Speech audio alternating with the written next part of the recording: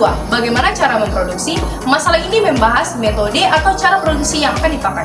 Contoh keputusannya, apakah menggunakan tenaga manusia atau mesin otomatis? Tujuan dari masalah ini menghasilkan barang dengan cara paling efisien dan menguntungkan.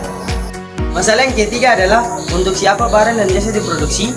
Masalah ini membahas siapa yang akan menerima atau membeli barang yang diproduksi. Contohnya, keputusan adalah 1.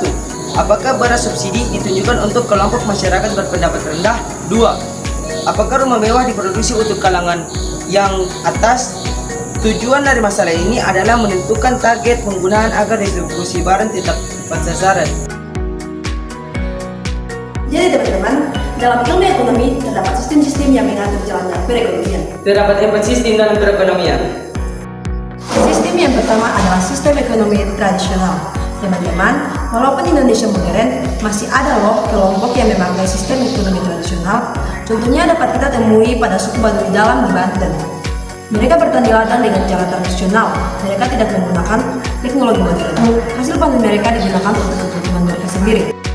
Yang kedua, sistem ekonomi komando. Indonesia tidak menganut sistem komando penuh, tapi unsur komando ada pada sektor tertentu yang dikuasai negara. Contoh nyata dapat kita lihat PLN, kelistrikan, yang dikuasai negara di mana pemerintah menentukan harga listrik. Yang ketiga, sistem ekonomi liberal, yaitu segala kegiatan ekonomi diserahkan kepada mekanisme pasar. Contohnya, bisnis UMKM dan toko online. Siapapun bebas memiliki usahanya sendiri. Contohnya warung, laundry, kafe, dan lain-lain.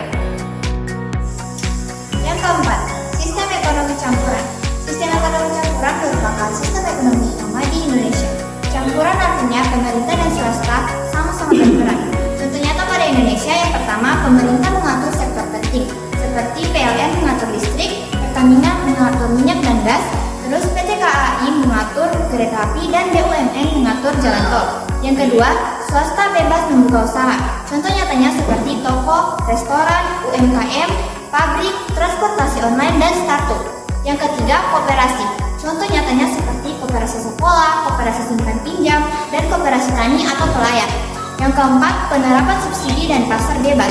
Contoh nyatanya seperti BBM tertentu disubsidi oleh unsur pemerintah dan barang lain mengikuti pasar oleh unsur liberal.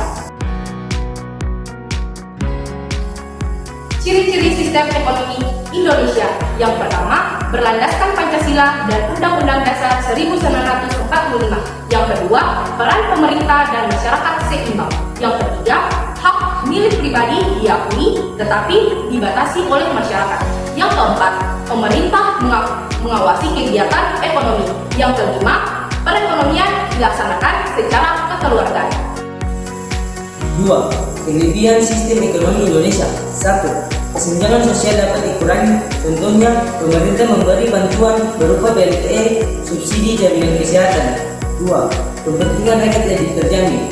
Sektor pemerintah tidak dikuasai swasta asing sepenuhnya. Contohnya, Pertamina atau PLN. 3.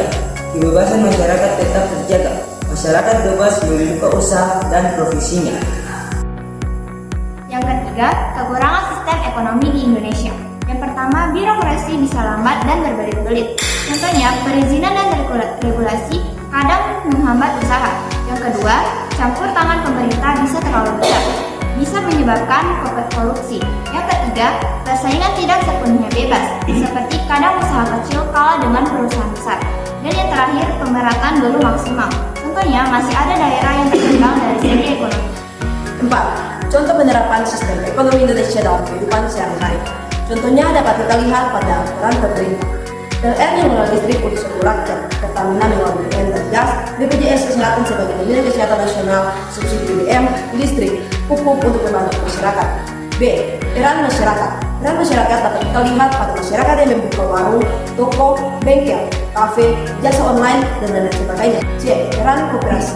Peran koperasi dapat kita lihat pada koperasi sekolah yang menjual tulis, koperasi simpan pinjam yang mengatur modal usaha, koperasi tani membeli pupuk dan menjual hasil panen.